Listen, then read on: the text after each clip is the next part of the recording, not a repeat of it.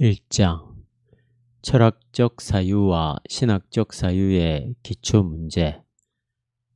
철학이 사유라는 사실은 대체로 인정하는 말이지만 신학도 역시 사유라는 주장에는 동의하지 않는 사람들이 많을 것이다. 그렇지 않다. 우리가 하나님의 말씀을 가능한 대로 정확하게 인식하려면 인간의 사유 행위가 필연적이라는 사실을 인정해야만 한다. 우리가 주관적으로 자기의 생각을 심화하거나 확대한다는 차원이 아니라 본래 로고스로 존재하면서 자기를 계시하는 하나님에게 의존한다는 차원에서 인간의 사유는 신학에서도 결정적으로 중요한 요소다. 그런데 교회 안에서는 은혜를 받기 위해서 믿음만 필요하다는 강요가 지배할 뿐이지 그 믿음의 토대인 하나님에 대한 인식이, 즉 신학적 사유가 필요하다는 사실은 간과된다. 만약 앞으로 한국 교회가 이런 철학적 사유와 신학적 사유를 계속해서 배척하거나 무시한다면 결국 이 역사의 중심에서 밀려나고 말 것이다. 왜냐하면 이런 사유를 통해서만 우리는 우리가 희망하고 있는 하나님의 나라에 대한 인식론적 토대를 명확하게 확보할 수 있으며 또한 하나님이 창조한 세상과의 보편적인 소통을 이뤄낼 수 있기 때문이다. 우리는 1장에서 우리의 신학적 사유의 근거를 확보하기 위해서 몇 가지 주제를 검토해 보자. 존재. 1929년 7월 4일 하이데거의 프라이부르크 대학교 교수 취임 강연은 형이상학이란 무엇인가? 바스 이스트 메타피직이라는 제목이었다. 거기서 그는 이미 오래전에 라이프니츠가 제기한 명제인 왜 존재자는 있고 무는 도대체 없는가를 중심 주제로 삼았다. 보기에 따라서 말장난 같기도 하고 또는 아주 당연한 말 같지만 이게 그저 당연하다고 치부해버리고 말아도 될 만한 진술은 결코 아니다. 이것은 하이데거가 오랜 동안 문제의식을 갖고 천착해온 존재 해명에 대한 근본 명제라고 할 수 있다. 왜 존재하는 것들은 존재하고 없는 것은 없는가?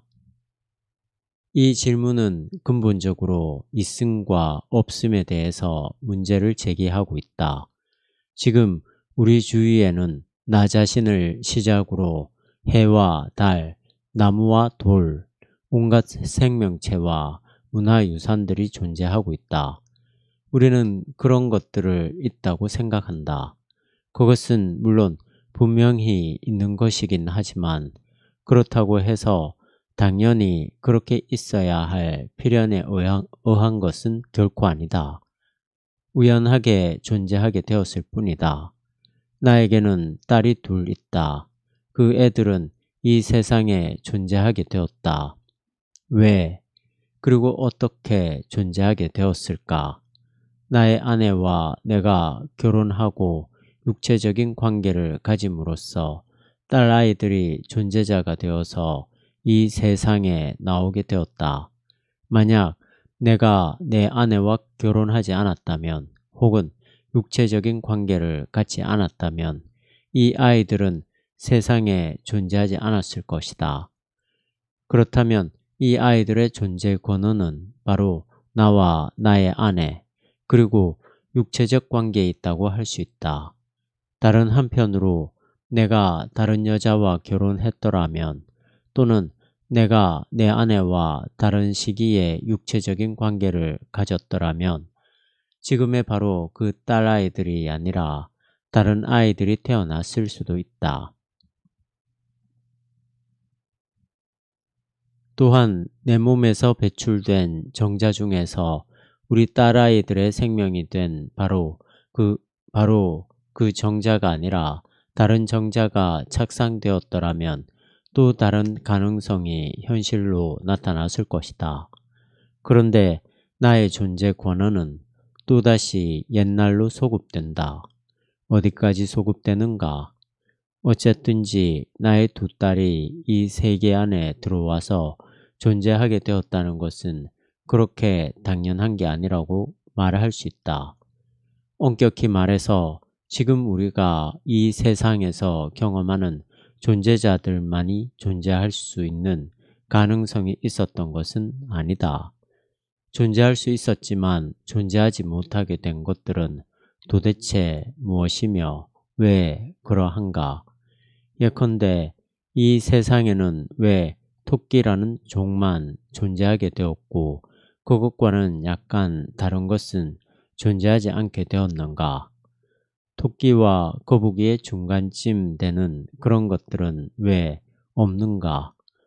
진화의 과정이 왜 이런 방식으로 전개되어서 현재 존재자들만 존재하고 없는 것들은 왜 없는가?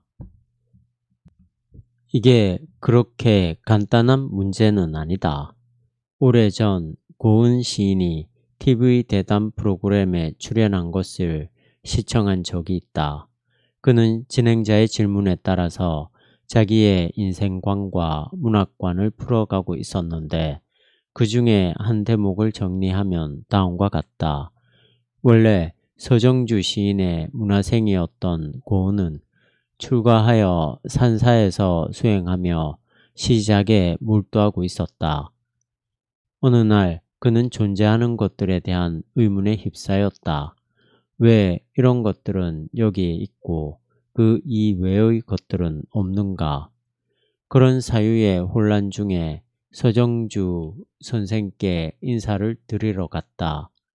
아랫목에 앉아있는 서정주 선생을 보면서 저 사람이 왜 저런 모습으로 이 시간에 저렇게 앉아있을까? 그 생각을 하게 되어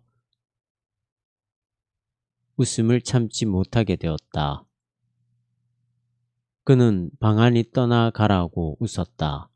어안이 벙벙해진 서정주 선생은 이 사람아 웃지 마시게나 하고 말렸다.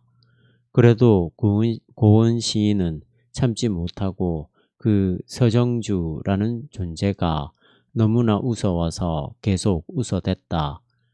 나이 많은 사람 앞에서 젊은 사람이 무례하게 웃음을 참지 못하니까 결국 된통 혼쭐이 나서 쫓겨났다.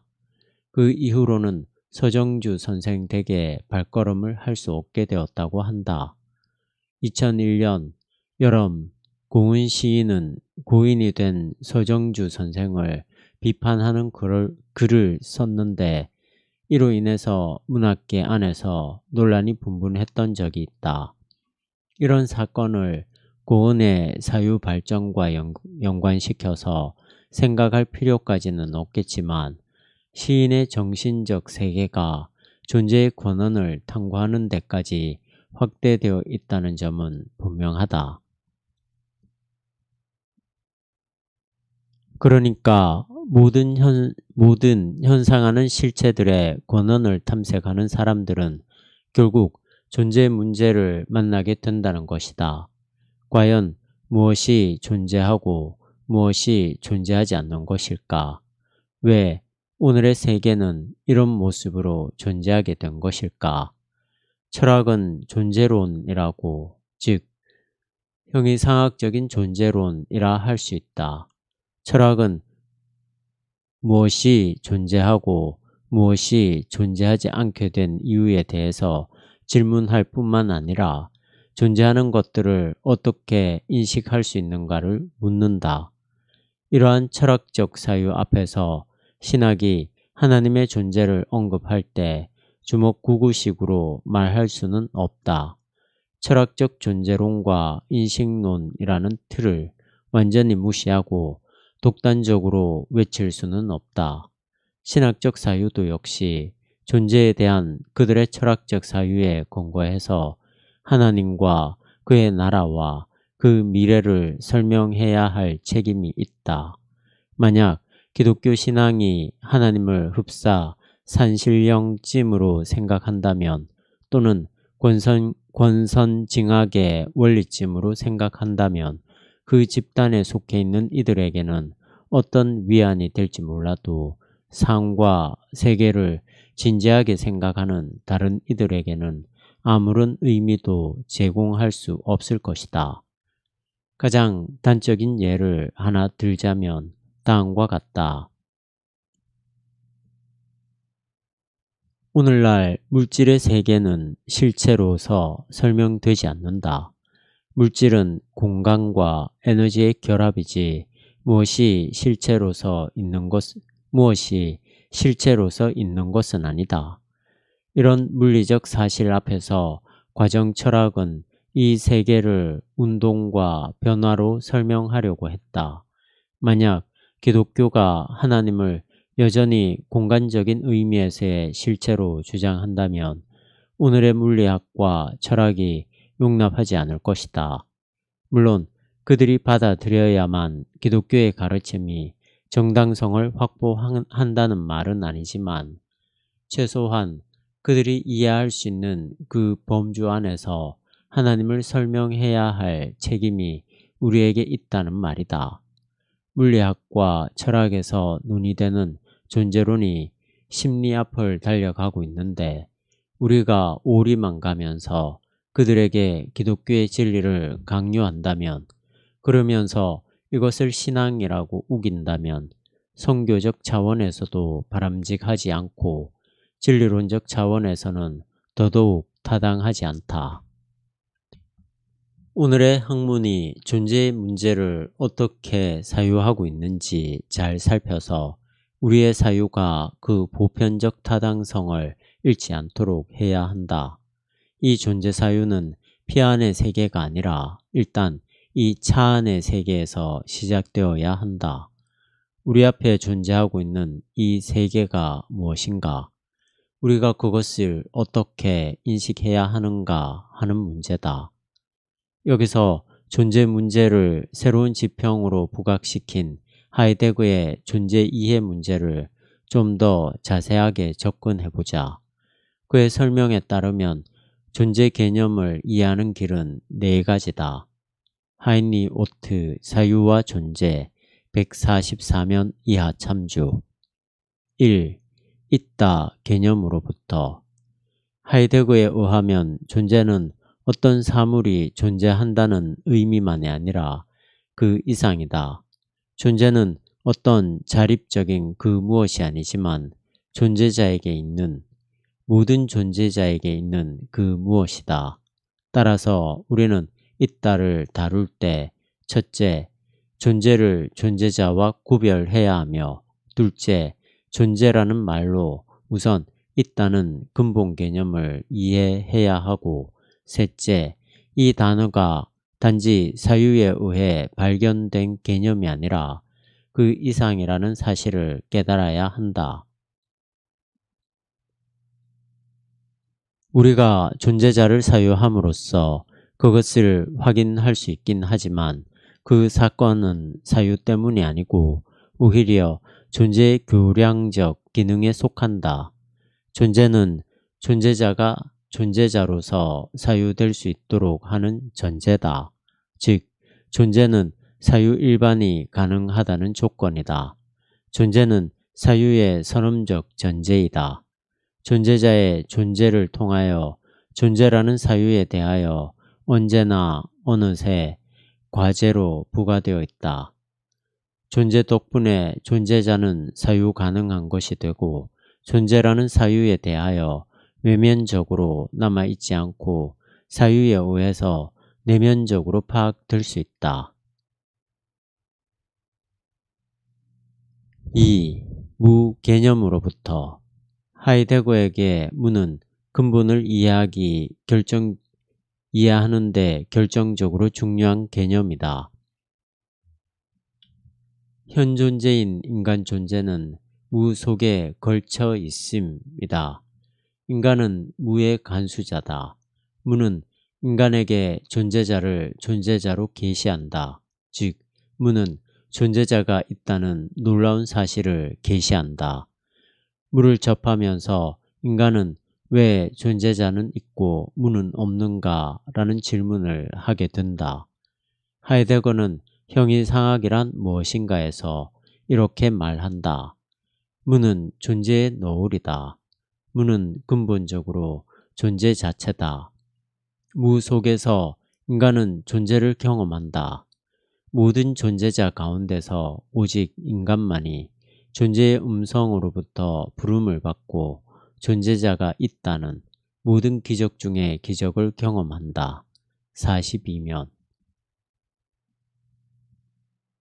따라서 존재는 그 자체적으로 경이로운 사건이고 그 자체적으로 존재자가 있다는 모든 기적 중의 기적이다. 3. 형이상학 개념으로부터 서양의 존재 개념은 존재의 본래적 본질을 묻는 질문을 가로막는다. 서양의 형이상학은 존재하는 것들을 대상으로 할 뿐이지 그 존재자를 존재하게 하는 존재 자체에 대해서는 망각하고 있다. 존재는 사유를 가능케 한다. 따라서 진정한 사유는 단지 존재의 드러남으로부터만 존재한다. 존재는 사유에 대해 사유해야 할 사상을 송달한다. 그래서 사유는 늘 존재의 여군으로부터 살아간다. 4. 사유되지 않은 것이란 개념으로부터 헤겔은 이전 사유자들의 사유에 집착한 반면에 하이데거는 그들에게 사유되지 않은 것을 질문한다. 사유되지 않은 것은 단순히 무가 아니라 모든 사유의 전제이다.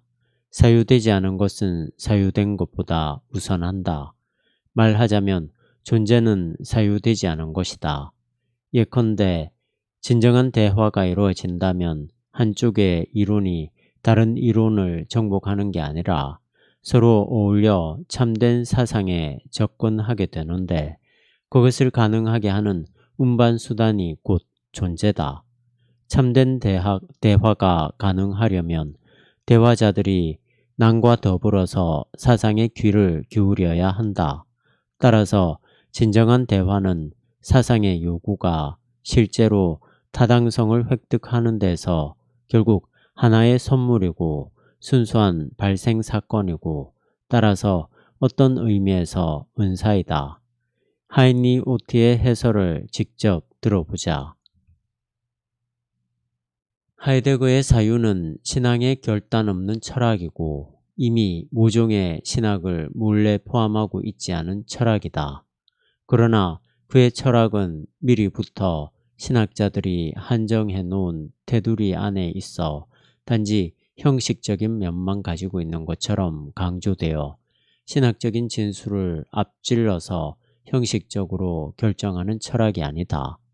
도리어 그의 철학은 세계 안에 있는 인간의 사실적 상황을 소박하게 숙고한다. 사유하는, 즉 철학하는 인간의 상황을 숙고한다. 그의 철학은 바로 그렇게 탁월한 의미로 단적으로 역사적인 세계 속에 있는 단적으로 역사적인 인간 존재의 철학으로서 모든 역사의 작동자인 하나님을 위하여 자신을 비운다. 하인리 오트 176면. 세계. 모든 인간이 직면해서 살고 있는 그 안에 살고 있는 그렇게 피투되어 있는 이 세계는 도대체 무엇인가? 이런 현상의 궁극적 토대는 무엇인가? 대개의 사람들은 이 세계가 너무나도 당연하게 느껴지기 때문에 이런 질문을 갖지 않는다. 자신이 살아가고 경험하고 있는 산과 강과 숲과 도시에 매우 익숙하게 적응하고 거기서 평안을 느낄 뿐이다. 그러나 약간만 시야를 다르게 하면 이 세계는 놀랍도록 황홀하기도 하고 충격적으로 불안하기도 하다. 우주론적인 차원에서 생명의 유일한 보고이기 때문에 황홀하지만 그 생명의 토대가 너무나 빈약하다는 점에서 불안하기도 하다. 일단 우리의 세계를 지구에 한해서 생각해 보도록 하자. 만약 다른 별에 살고 있던 어떤 생명체가 지구를 방문했다고 하자. 그에게 눈이 있을지 확실하지는 않지만 이 지구는 어떻게 보일까?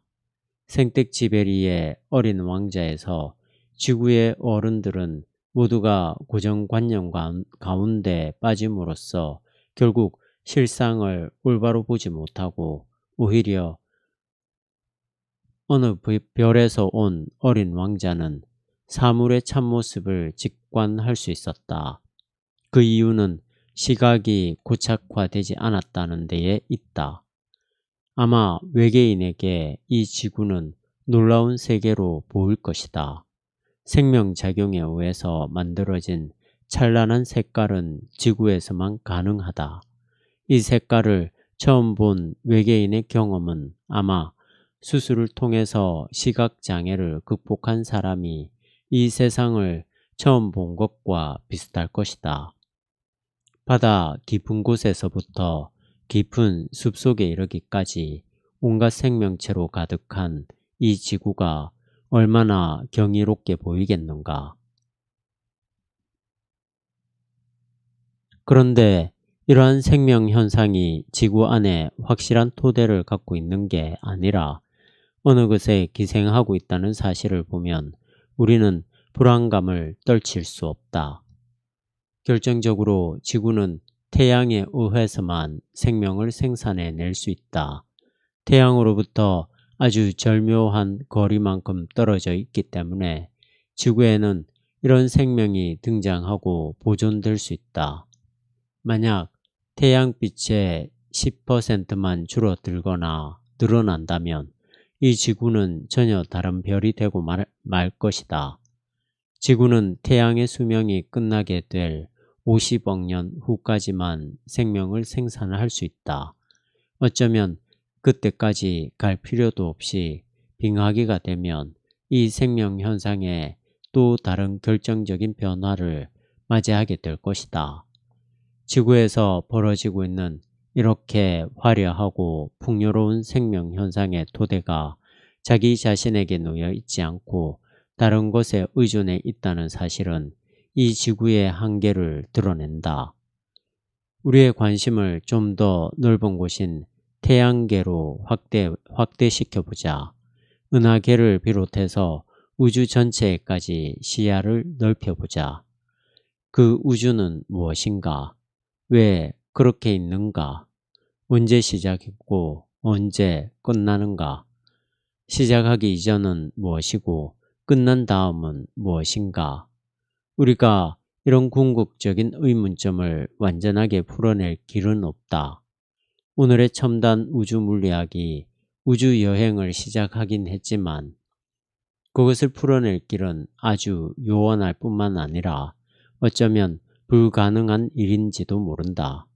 태양에 가장 가까운 별이 2에서 3광년 거리에 있다고 하는데 어느 세월에 그 별을 탐사할 수 있다는 말인가. 지구의 형제들인 금성과 목성을 알기도 힘든 마당에 말이다. 1광년의 거리는 60초 분 곱하기 60시간 곱하기 24 하루 곱하기 365 1년 곱하기 30만 킬로미터이다. 9조 4608억 킬로미터다. 우주 탐험은 물의 한 알 정도의 속도로 사막 전체를 파헤쳐 보려는 작업보다 훨씬 더 힘들다. 그러나 언젠가 먼 미래에 광속에 가까운 비행체를 만들어서 그런 연구가 이루어진다고 하더라도 그것으로 우주의 비밀이 벗겨지는 것은 결코 아니다. 참고적으로 우리가 광속의 비행체를 만들 수 없는 가장 근본 이유는 무한에 가까운 질량의 물질이 이 세상에 없기 때문이다. 아무리 큰 에너지가 개발된다고 하더라도 광속을 현실화시키려면 그것을 감당할 수 있는 무게가 필요하다. 예컨대 현재의 비행기 소재로는 아무리 강력한 엔진을 장착하더라도 초속 30만 킬로미터를 낼 수는 없다. 아폴로 우주선이 달에 착륙한 이후로 40여 년이 흘렀어도 지구와 달에 대한 인간의 인식은 하나도 달라진 게 없다. 달에 대한 몇 가지 지질학적 정보를 얻었을 뿐이지 지구와 달의 근본에 대해서는 아무것도 모른다. 앞으로 100만 년 후에 가장 가까운 별을 여행하게 된다고 하더라도 역시 우주를 완전히 아는 것은 아니다. 그런 것이 물리적 세계만이 아니라 어쩌면 미시 물리의 세계를 아는 게 더 힘들지도 모른다. 거시의 우주는 너무 멀어서 실증적인 확인이 쉽지 않은 반면에 미시의 물리 세계는 너무 작아서 접근하기 어렵다. 소립자의 세계가 약간씩 벗겨지고 있지만 그것으로 물질의 세계가 완전히 드러났다고 믿는 물리학자는 없다. 작은 세계는 그것을 측정할 수 있는 기계가 발명되는 정도로만 우리에게 드러날 뿐이다. 우주가 무한히 큰 것처럼 미시세계도 역시 무한히 작다. 무한한지 아닌지는 아직 알 수 없지만 현재 우리의 지식에 비하면 무한한 세계를 구성하고 있다. 이런 점에서 자연과학의 작업이라는 것은 그것이 활발하면 할수록 모르는 부분이 많다는 것을 확인시켜 줄 뿐이다. 알면 알수록 모르는 게 더욱 많아지는 세계 안에서 살고 있다. 것이든지 미시든지 여기서 벗어나지 않는다. 과학 자체가 무의미한 것은 아니지만 과학이 존재자의 권한을 완전히 밝혀낼 수 없을 뿐만 아니라 존재 자체에 대해서는 언급할 아무런 근거도 갖고 있지 않다. 결국 세계와 자연 그리고 그것을 현상적으로 드러내고 있는 존재는 인간의 활동인 과학을 근본적으로 넘어 있는 것이라고 보아야 한다. 이미 구약 성서 기자들도 이런 세계에 대한 무지에 대해서 인식하고 있었다. 물론 주변의 다른 종교들처럼 자연을 신으로 섬기지 않고 신의 피조물로 인식하고 있었지만 자연의 광대함 앞에서 그들은 놀라워했고 그것은 곧 하나님에 대한 경외와 놀라움으로 이어졌다.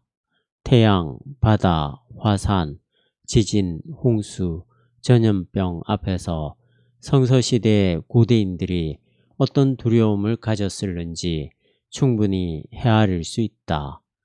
모든 세계의 존재가 얼마나 신비한지 그들도 알고 있었다. 이스라엘 사람들은 그 신비의 힘이 바로 하나님에게 있었다고 생각하고 그런 신앙을 키워나갔다.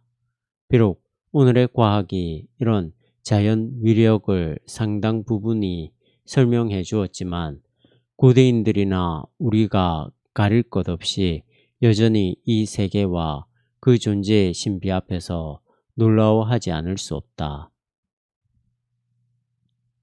바르트에 의하면 신학적 실존은 놀라움이다. 하나님이 말씀하셨다는 사실 앞에서 충격을 받지 않을 수 있는 사람은 없다. 충격을 받지 않는다는 것은 곧 하나님이 말씀하셨다는 사태를 전혀 인식하지 못한다는 뜻이다. 이런 놀라움은 루돌프 오토가 말하는 누미노제의 경험이기도 하다.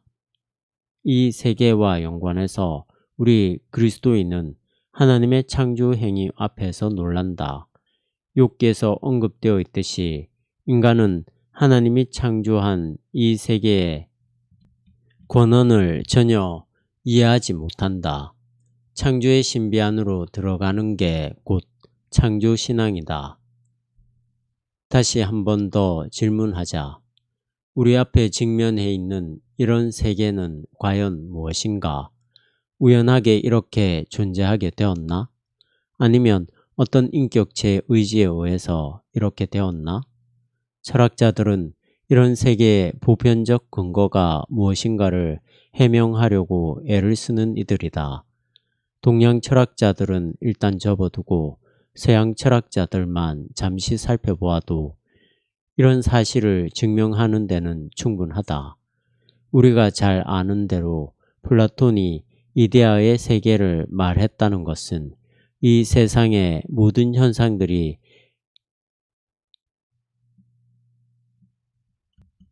연원하고 있는 그 어떤 실체가 있다는 의미다. 나타났다 사라지고 사라졌다가 다시 나타나는 또는 반복적으로 혹은 우연하게 있음과 없음을 반복하는 이 세계가 바로 이데아에 의존되어 있다는 말이다. 한편 탈레스 같은 이들은 만유의 본질을 물이라고 했으며 헤라클레이토스는 불이라고, 이는 곧 변화와 생성이라는 뜻인데 헤라클레이토스는 불이라고 했으며 데모크리토스는 원소라고 했다. 헬라 철학자들은 물, 불, 흙, 공기 등 이런저런 방식으로 이 세상을 설명해 보려고 했다. 그들만이 아니라 오늘의 철학자들도 역시 그렇다. 중세기의 유명론과 실제론 논쟁을 비롯해서 데카르트의 코기토나 로크 같은 이들의 경험론도 역시 이 세상에 존재하는 것들의 권한을 밝히고 인식해 보려는 철학사와의 연관선상에 자리하고 있다. 칸트의 선험적 이성이나 헤겔의 절대정신도 역시 이 세계 현상 앞에서 겪게 되는 인간의 당혹감을 나름대로 해결해 보려는 노력이라 할 수 있다. 하나님에 대해서 언급한다는 것은 모든 현실적인 것들의 창조적 권한에 대해서 언급한다는 것을 의미했다. 따라서 모든 현실적인 것들, 즉 인간과 코스모스의 유래와 연관해서 하나님을 생각하지 않는다면 하나님에 대한 사유는 여전히 실제적인 의미를 갖지 못한다. 하나님과 모든 현실적인 것들의 전체가 공속적이며 서로 연루되어 있다는 사실이 고려되지 않는다면 하나님에 대한 언급은 공허한 낱말이 될 뿐이다. 공허한 낱말이 될 뿐이거니와 아니면 될 뿐이거나 아니면 사실적인 바탕이 없는 빈 표상으로 남아있을 뿐이다. 이 표상은 예를 들어 신인 동성동령론이나 종교적인 투사에 불과하다는 비판에 직면하게 된다. 판넨베르크 신학과 철학 18면. 우리는 이 자리에서 이런 철학사적 궤적을 따라잡으려는 것은 아니라 인간 사유의 토대가 우리 앞에 놓여있는 세계라는 점을 지적하려는 것이다. 우리 앞에 놓여있는 모든 사물과 현상들 혹은 질서들을 늘 새롭게 사유의 토대로 삼아야만 그 사유가 바른 길에 놓이게 된다. 특히 신학이나 설교 행위에서 많은 이들이 이런 세계성을 놓침으로써 매우 극단적인 추상성으로 떨어져 버리는 경우가 많다.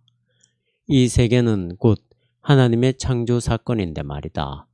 이 세계를 직관하고 사유함으로써 신학은 주변의 모든 학문들과 보편적인 대화를 수행해 나갈 수 있다. 인간, 이 세계를 말할 때 앞서 언급한 자연과 그 현상만이 아니라 더 중요한 요소는 인간 자체일 것이다. 세계 내 존재로서의 인간을 이해하는 것은 세계를 이해하는 길이기도 하다. 하이데거는 이런 인간을 가리켜서 현존재라고 했는데 그만큼 존재 해명에서 인간의 역할이 핵심적이라는 뜻이다. 그도 그럴 것이 이 세계를 역사적으로 인식할 수 있는 동물은 인간밖에 없기 때문이다. 인간은 이 세계에서 아주 독특하게 존재하고 있는 동물이다. 자기 자신을 의식하고 세계를 의식함으로써 세계를 변형시켜 나간다. 이 변형이 곧 문화다. 창세기에 보도된 인간 창조 사건에서 볼 수 있듯이 모든 피조물 중에서 인간에게만 독특한 과업이 주어졌다. 아담은 다른 동물의 이름을 붙여주었다. 이는 곧 인간에 의해서 동물의 속성을 얻었다는 말이다. 창세기 설화에 의하면 인간이 죄를 범하기도 했지만 동시에 인간이 세계를 관리하게 되었다. 다른 동물들에게는 죄라는 말이 성립하지도 않는다. 그들은 주어진 본능에 따라서 서로 먹고 먹히며 탐욕이 아니라 생존 원리에 따라서 기계적으로 행동할 뿐이다. 그런데 인간만은 생존 너머에 있는 어떤 실체를 향해서 치열하게 행진한다. 하나님처럼 눈이 밝아진다는 욕망에 의해서 눈이 밝아진다는 것은 궁극적이고 절대적인 세계를 알게 된다는 것인데 선악과를 선택한다. 그들은 하나님의 명령을 기억하고 있었겠지만 자기를 파괴할지도 모르는 위험을 감수하면서까지 알고 싶었다. 이런 밝은 세계를 향한 열망은 결국 타락의 길이면서 동시에 문명을 개척하는 길이기도 했다. 이는 역설적으로 문명의 길이 하나님처럼 되고 싶다는 인간의 욕망에 토대하고 있다는 점에서 멸망의 길이기도 하다. 2005년 한 해는 황우석 박사의 배아줄기세포 연구로 한국 사회 전체가 열병과 홍역을 앓았다.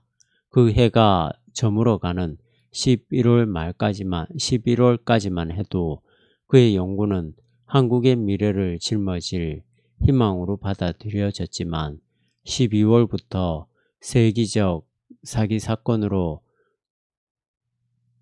급전직하했다. 이런 과정에서 우리는 오늘의 문명이 신의 영역이라 할 생명 문제까지 접근하고 있는 인간의 기술이 인간을 구원으로 끌어가는 기회가 아니라 파멸의 길로 빠져들게 하는 유혹일지도 모른다는 생각을 하게 된다.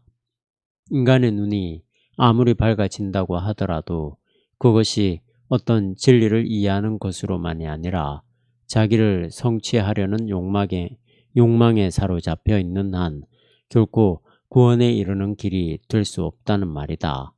문명과 일정한 거리를 두고 자연과의 조화로운 삶을 추구하고 있는 소수 종족 중에서 내면적으로 풍요로운 삶을 영위하고 있는 종족들이 있는 걸 보면 인간의 삶에서 눈의 밝음이라는 것이 그렇게 중요한 문제는 아닌 것 같다. 도대체 인간은 세계에서 어떻게 활동하고 있을까? 인간 역사의 특징이라 할 문명의 본질은 무엇일까?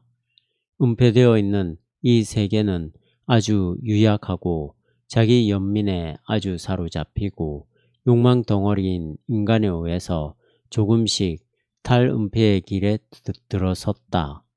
그 탈은폐가 바로 헬라어로 진리를 가리키는 알레테이아의 근본 의미다. 밝은 눈을 갖고 싶다는 아담의 염원이 지금까지 인간 종을 지배해 왔다. 즉, 인간에 의해서 이 세계는 노출되기 시작했으며 지금도 역시 그런 길을 가고 있다는 말이다. 예컨대 인간에 의해서 불이 참된 모습으로 등장했다. 인간 이외에 어떤 동물이 불을 통해서 물리적, 화학적 변형을 모색할 수 있는가? 불에 의해서 이 세계는 열려지기 시작했다. 인간은 언어를 통해서 자기 자신과 세계를 드러내게 되었다. 하이데거에 의하면 인간이 말을 하는 게 아니라 말이 존재론적으로 자기를 드러내는 게 바로 언어 현상이라고 하는데, 이런 문제는 2장에서 자세하게 언급할 예정이니까 여기서는 접어두자. 어쨌든지 인간은 언어라는 매개로 인해서 아주 특별하게 존재하게 되었을 뿐만 아니라 이 세계를 다르게 해석하고 변형시켜 나갔다. 언어에 의해서 자연과학의 세계까지 근본적인 변화를 겪게 되었다. 위에서 언급한 불과 언어만이 아니라 인간의 특성은 여러 요소로 설명될 수 있다. 도구를 사용한다거나 종교를 갖고 있다거나 사회적이라거나 놀이를 한다거나 여러 부분으로 설명이 가능하다. 어떤 사람은 이성이 인간 특성의 가장 본질적인 것으로 보아서 호모 사피엔스를 거론한다. 그런데 약간 특이하게도 이 모든 인간의 특성이 호모 에렉투스에서 출발했다는 주장도 있다. 졸저 기독교를 말한다. 213 이하 참조. 인간의 조상 중에서 우연한 기회에 직립의 자세로 살아갈 수 있게 된 이들이 있었는데, 이런 직립의 결과로 뇌의 용량이 늘어나고 성대도 발달하게 되어서 결국 다른 동물들을 제어할 수 있는 능력을 갖추게 되었다는 것이다. 생각을 할 수 있고 의사교환을 다양하게 할 수 있게 되면 당연히 탁월한 경쟁력을 확보하게 된다. 지금도 그렇지만 고대 헬라 철학 시대부터 인간은 모든 사유의 기본이며 척도였다. 피타고라스는 인간을 만물의 척도라고 일컬었다. 그도 그럴 것이, 달이 달일 수 있는 것은 인간이 그것을 달이라고 이름을 붙였기 때문이다. 이 세계를 대상으로 인식할 수 있는 동물이 오직 인간뿐이라는 점에서 우리는 인간이 모든 존재의 출발점이라고 말할 수 있다. 오늘날도 지구의 모든 생명체는 무생물에 이르기까지 모두가 인간에 의해서 지배받고 있다. 물론 지배받고 있는지 아니면 단지 그렇게 보일 뿐인지는 종말에 가보아야만 알 수 있지만, 어쨌든지 현재는 그렇게 나타나고 있는 것은 분명하다. 여기서 우리는 인간이 세계 안에서 참으로 특별한 위치에 있는지 아니면 모든 생명체와 더불어서 유기적으로 한 사슬의 역할만 하고 있는지 계속적으로 질문해야 한다. 만약 인간이 다른 생명체에 비해서 전적으로 다른 독보적인 위치에 있다고 한다면 오늘의 이런 문명 현상을 긍정적으로 받아들여야 하지만, 다른 생명체와 별 다른 게 없다고 한다면 우리는 우리가 살아가는 태도를 전면적으로 재검토해야만 한다. 물론 현재 드러난 현상만 보면 두말할 나위도 없이 인간의 제왕적 자리가 당연한 듯이 보이지만, 약간만 눈을 돌리면 그렇지 못한 부분이 너무나 많다. 아주 단순하게 생각해보자. 지구의 나이가 현재 45억 년쯤 되는데 인간이라고 부를 만한 종이 지구에서 명실상부하게 다른 동물들을 제압하고 살게 된 300만 년 정도 될 뿐이다. 그 이전에는 다른 동물들이 지구를 지배했다. 인간의 문명만 생각한다면 1만 년도 안 되며 앞으로 인류가 계속적으로 지구에서 이런 위치를 유지한다고 장담할 수도 없다. 어떤 아주 사소한 문제로 인해서 멸종당할 수도 있기 때문이다. 또한 어느 책의 주제이기도 한 것이지만, 세균과 인간의 싸움에서 결정적인 승리는 결국 세균에게 돌아간다는 사실을 생각한다면 인간과 그 문명이 그렇게 절대적이지 않다는 점을 인정할 수밖에 없다. 개미가 베르나르 베르베르의 개미 인간 참조. 개미가 이 지구의 진정한 주인인지 누가 알겠는가? 우리 인간은 겉으로 드러난 문명을 바탕으로 목청만 높이는 이들인지 모른다. 이런 궁극적인 한계가 있지만 그래도 인간은 이 세계 안에서 아주 특별한 자리에 놓여 있는 건 분명하다. 자신의 운명을 예측하고 받아들일 줄 안다. 죽음을 의식한다는 건 그것을 초월할 수도 있다는 뜻이다. 죽음을 초월할 수 있을 때만 단순한 생명 현상이나 물리 현상을 뛰어넘는 세계에 도달할 수 있다는 점에서 인간만의 특별한 기능이 있다. 이런 점에서는 종교가 감당해야 할 아주 확실한 역할이 있다. 인간의 모든 학문적, 실천적 노력을 하나로 집약시킬 수 있는 그 방향을 제시할 수 있다. 그 방식은 다른 이들도 공감할 수 있는 보편적 지평에서 전개되어야 하며 따라서 철학적 사유는 그것의 기초라 할 수 있다.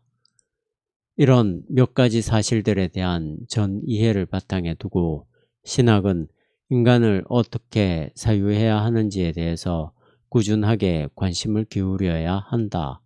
단순하게 하나님의 피조물이라는 점을, 죄인이라는 점을, 구원받아야 한다는 점을 일방적으로 외치기만 해서는 신학의 미래는 위태로울 수밖에 없다. 훨씬 근본적인 자세에서 철학적, 생물학적, 종교적 인간론과의 대화를 통해서 기독교의 사유를 심화시켜 나가야 한다.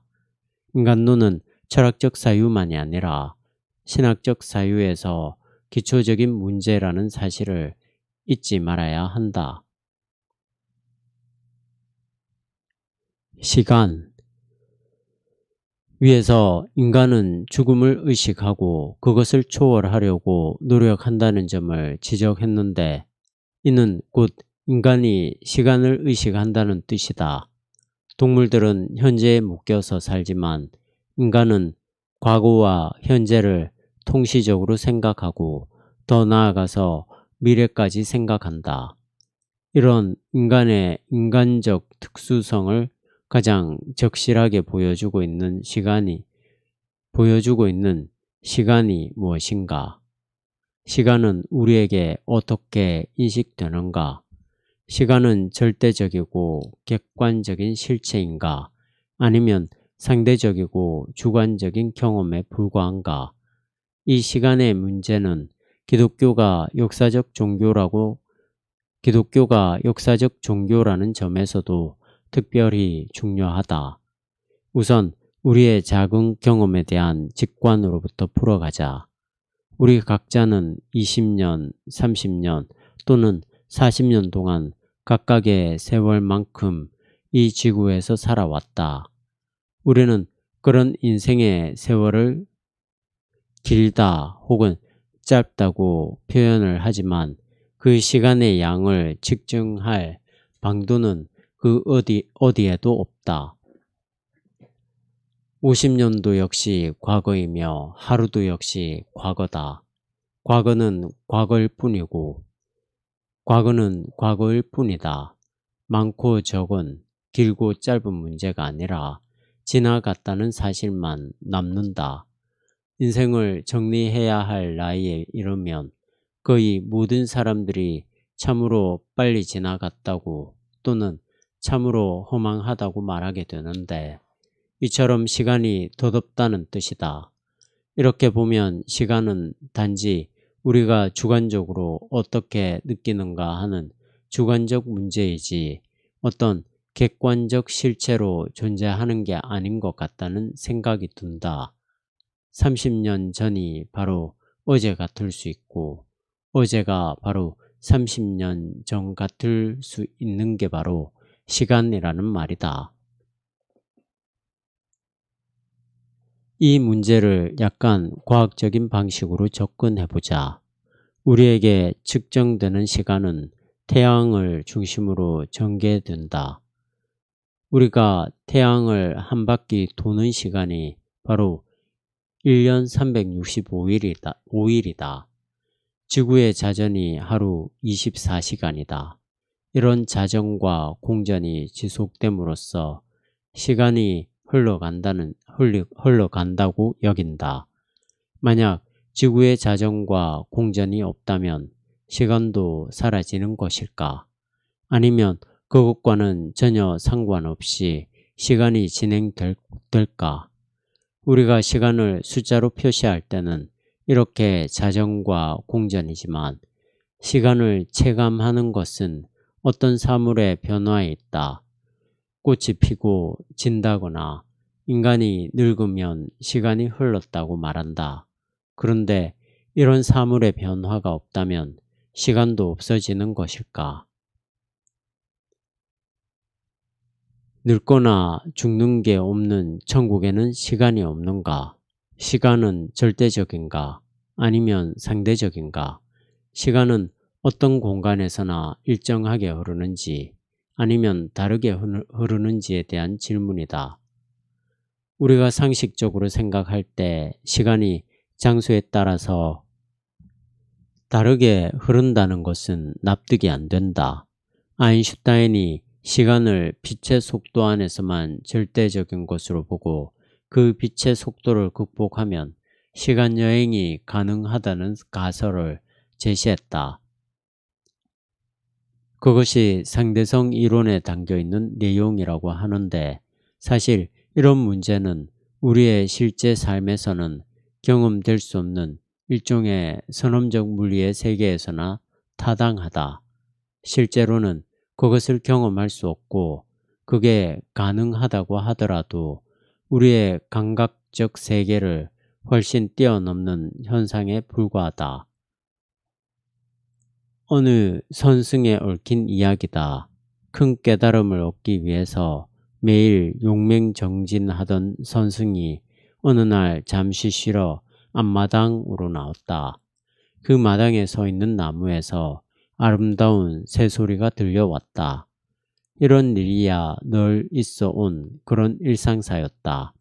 그런데 그 소리가 얼마나 좋았든지 이 선승은 선방으로 다시 돌아가야 한다는 사실도 있고 그냥 그 소리에 푹 빠져버렸다.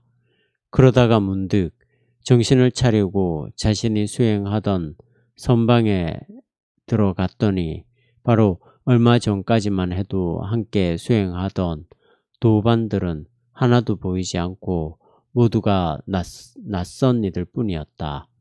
이 선승은 깜짝 놀라 한 사람을 끌고 나와 아무개가 어디 가고 당신들만 있는가 하고 물었다. 이 질문을 받은 그 아무개라는 사람은 이미 30년 전의 사람이라고 대답했다. 이 선승이 잠시 새소리의 정신을 빼앗긴 그 순간이 30년이었다는 이야기다. 물론 선승에 얽힌 이야기들은 우리의 일상적인 경험에서 비껴날 때가 많긴 하지만 그래도 무언가의 본질을 잘 드러내주고 있는 것만은 분명하다. 시간은 그렇게 절대적인 게 아니라는 가르침이다. 순간이 영원일 수도 있고 긴 시간이 순간일 수도 있다. 동시에 이 문제는 시간과 공간이 어떤 관계에 있는가 하는 질문과 연관된다. 공간은 시간과 더불어 완전히 사라지는지 아니면 우리가 알지 못하는 일정한 방식으로 여전히 존재하게 되는지 궁금하기는 하지만 우리의 인식을 근본적으로 뛰어넘는 질문인 것 같다. 최후의 심판 때 우리의 모든 일들이 밝히 드러난다는 예수의 비유에 따르면 공간이 시간과 별개로 자리하고 있을지 모르겠다. 물론 예수의 비유를 이렇게 비약적으로 읽는 것은 올바른 해석은 아니다. 시간과 공간에 대한 물리학의 통찰과 더불어 하이데거가 존재와 시간도 우리에게 이런 사유의 지평을 열도록 도움을 줄 수 있을 것이다. 시간의 문제는 기독교 신학의 종말론에서 언급될 수 있다. 기본적으로 역사 철학이라 할 종말론은 이 세상을 시간의 차원에서 바라보면서 아직 우리에게 당도하지 않은 종말의 지평에서 이 세계 전체의 역사를 역망하는 신학적 관점이다. 많은 사람들은 시간과 역사 문제를 논의할 때 과거와 현재만이 아니라 미래 차원까지 염두에 두어야 한다는 사실을 종종 망각한다. 어쩌면 세계와 인간과 시간에 대한 사유에서 가장 근본적인 차원은 오히려 미래라고 할 수 있을 것이다. 왜냐하면 이 세상의 모든 사물은 여전히 결정되어 있지 않고 미래를 향해서 열려져 있기 때문이다. 아직 결정되지 않은 세계에 대해서 과거와 현재의 사태만 기준으로 왈가왈부할 수는 없는 노릇이다. 그것이 완전히 결정될, 그 참된 모습이 완전히 드러나게 될 미래야말로 사물과 현상을 논의할 수 있는 결정적인 재판정이다. 특히 기독교 사상은 종말론이라는 교의를 통해서 이런 미래에 대한 전망을 열어왔다. 이런 종말론적 지평이 추상적 교의에 머물지 않고 우리의 삶을 실체적으로 견인해 나가는 역동적 현실로 작용되어야 할 것이다.